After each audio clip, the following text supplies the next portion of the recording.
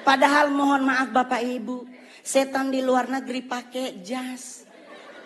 Menakutkan pasti karena ada belati, ada panah, ada pedang. Kita Indonesia setannya dari 170, 80%-nya difabel. Indonesia setannya mayoritas cacat Pak. Ya kan suster ngesot, wewe gombel, pocong. Semuanya butuh dibantu tapi kita ketakutan Pak. Rumah sakit itu koja. Otomatis suster ngesot hanya ada di rumah sakit. Kalau dia mau nyebrang ke Warakas, meninggal lagi Pak. Kan kontainernya banyak Pak. Ya kan? Dia lagi cek, ya Allah. Balik lagi. Sampai subuh Pak. Apa kabar teman-teman semuanya? Terima kasih izin Pak. Mudah-mudahan ketawa Pak. Soalnya stand up depan presiden kayak pingin meninggal Pak. Takut salah ngomong. Tapi saya adalah seorang warga negara Indonesia yang bangga dengan Indonesia. Jujur, Anda semua sebagai warga negara Indonesia harus punya kebanggaan terhadap bangsamu. Saya manggung di luar negeri Pak, saya selalu banggain negara saya. Karena saya orang Sanger Pak. Saya orang Sanger Tamako, dulu Pak nggak ada sinyal handphone Pak. Zaman saya dulu kalau nonton Elias Pikal Pak, kalau ada hujan meninggal sama rumahnya Pak. Karena petirnya gede. Saya dulu jadi stand up comedian 2011, 2016 pulang Sanger Pak. Tetap handphonenya hanya di satu titik Pak. Tetapi di saat Bapak menjadi presiden, sekarang Sanger udah 4G LTE Pak. Wah, dulu kalau ke Sanger pelantikan bupati ngirim SMS atau WA hari Senin, diterimanya hari Rabu Pak. Dan saya boleh jujur kalau ngelihat dari data tadi, benar bangsa kita tuh bangsa yang luar biasa. Betul? Kita emas aja kita masuk 5 besar loh Pak. Cadangan emas dunia kita masuk bro. Apalagi batu bara kita nomor 2. Tadi nikel, timah, tembaga kita keren. Terus kenapa kita harus dikit-dikit luar negeri? Prewed ke luar negeri. Prewed Pak ke London. Alasannya mau pingin foto sama Big Bang. Lah kan di Bukit Tinggi ada. Iya dong. Kita ngapain harus ke London? Belum tentu juga ketemu sama Ratu Elizabeth atau Pangeran Charles sekarang. Tapi kalau kita ke Padang ketemu gubernurnya. Makannya sesuai dengan leher kita bro. Ke London makan roti. Lah saya orang Manado, kalau roti itu ibadah bro. Iya kan? Kenapa? Ya, tapi kita harus akui Pak. Di London 4 sisi nyala jamnya Pak. Kalau di Padang, di Bukit Tinggi ada 1 yang mati baterainya. Mungkin ya Pak ya. Jadi kita harus bangga. Ngapain ke Hawaii ingin liburan di pantai. Kita punya Bali. Kita punya Sulawesi. Kita punya Aceh. Kita semua punya, bahkan mohon maaf, setan aja Anda nonton film horor negara manapun, Indonesia sarjana beliau. Nah, itu suster ngesot bro. Kalau nggak D3 kemungkinan S1 bro. Loh saya boleh jujur Pak, di luar negeri kuburan dipakai buat nonton. Kita Indonesia lewat kubur permisi. Iya nggak? Coba kalau udah maghrib pasti misi. Lah ini dikubur 5 meter di bawah tanah. Kalau dia nyahut silakan. Jadi kita meninggal bro. Jadi kita harus bangga jadi orang Indonesia. Sekalipun ada yang kurang juga Pak dari bangsa kita. Kita negara terkepok nomor 2 di dunia. Tetangga berantem gak ditinggal kita pasti dengar. Ya kan? Perancis bom meledak penduduknya hilang. Indonesia bro. Sarina meledak. Gak nyampe 15 menit jalan Sabang, jalan Jaksa, Tanah Abang numpuk semua di perempatan. Ini polisi lagi tembak-tembakan, yang mana bro, yang mana? Gak ada takut-takutnya loh Pak. Jadi kita wajar kalau negara kepo, Pak serius. Bukti kedua di mana Pak? Saya nongkrong Senayan City Pak. Sorry Pak, udah artis ya Pak. Kalau dulu Keramat Sentiong Pak. Saya tinggal di Keramat Sentiong, sekarang udah pindah Anak Selatan. Which is sometimes harus bahasa Inggris ya kan? Ya gitu. Bro, saya boleh jujur, kita lagi pipis Pak di urinoir. Berenam nih lagi pipis berenam. Tahu-tahu di belakang bunyi Pak. Put. Itu kita berenam ini nggak dikomando, nengok semuanya.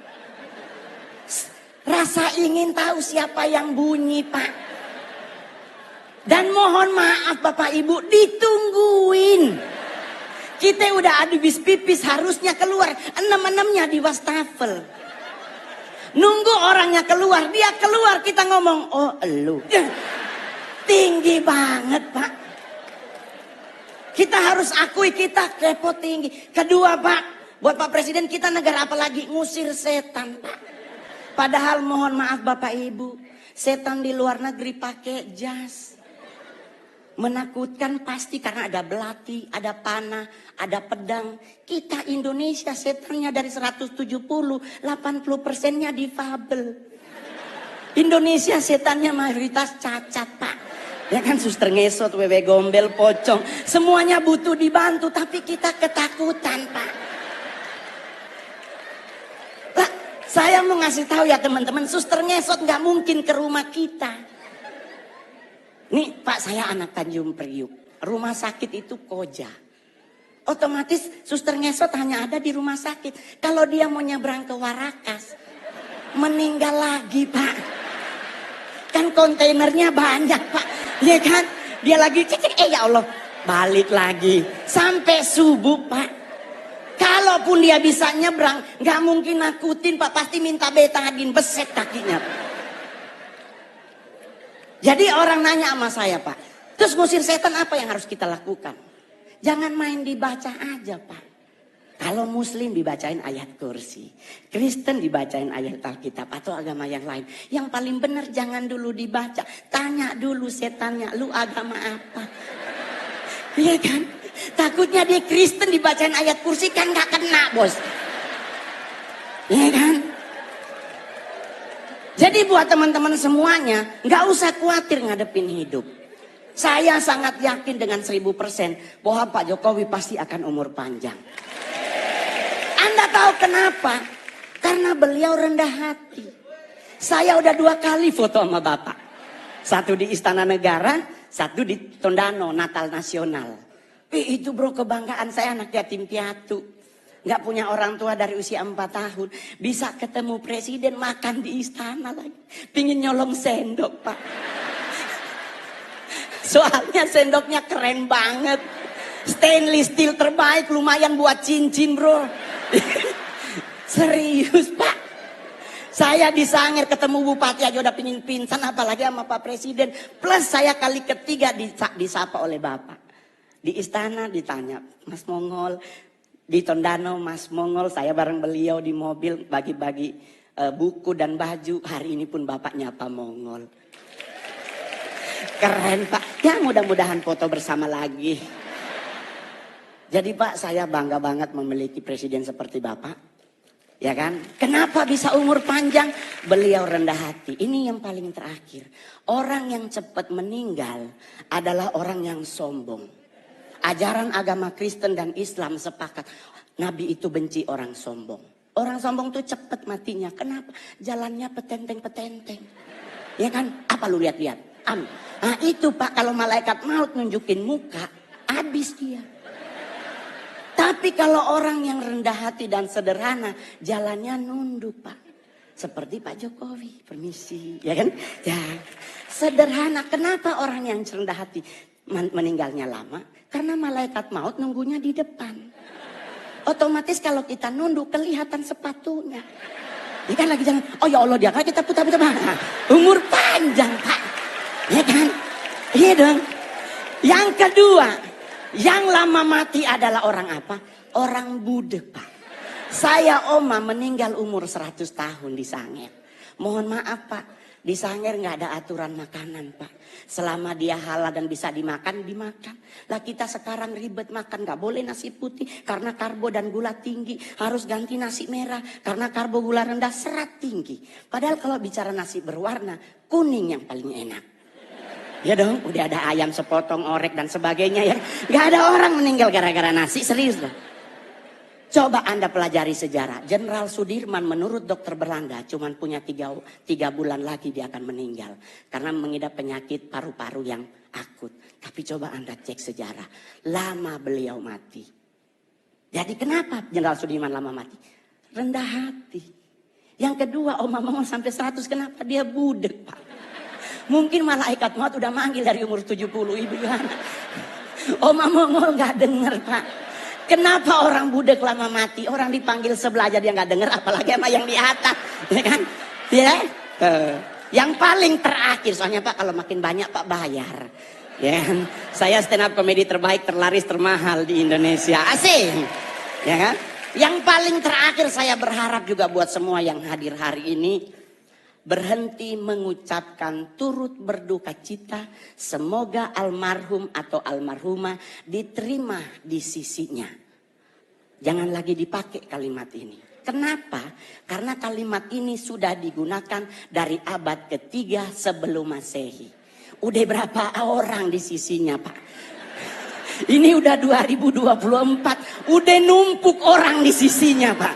Ya kan? Bagaimana kalau kita sepakati bersama ganti tempat, bikin saf baru. Semoga almarhum atau almarhumah diterima di depannya. Ya kan? Jadi bisa nengok ke belakang, wah bos besar tuh. Jadi santai ngadepin hidup Pak. Saya bergabung dengan PSI baru kurang lebih setahun. Dan saya dipercaya menjadi ketua DPP bidang kepemudaan dan daya kreatif. Nggak pernah terbayangkan bos. Anak yatim piatu bisa jadi seperti sekarang.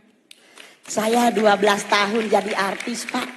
Sulawesi Utara banyak artis Pak. Tapi saya artis yang paling banyak main film dari Sulut Pak. Saya sudah membintangi 41 Pak ya layar lebar. Dan saya berharap Pak Presiden menginformasikan kepada Menteri BUMN. Kalau boleh ayo kita bikin film anak kecil Pak. Indonesia kekurangan film anak kecil yang mendidik Pak. Jujur aja bro. Kita anak kecil dibombardir dengan film Dora. Anak 6 tahun kerjaannya kelayapan Pak. Ini anak siapa? Selalu dia mau kemana-mana nanya, mau kemana Pak kita hari ini? Ini anak harus tidur siang. Ini gua curiga juga, ini anak ini yatim piatu juga Pak. Tapi mohon maaf Pak, zaman Mongol dulu ada si Unyil. Ada nilai moralnya yang diajarin oleh Pak Raden. Dan saya berharap BUMN yang ada dengan komando Pak Presiden mengingatkan, bikin film anak kecil yang punya didikan moral. Terima kasih, saya Mongol.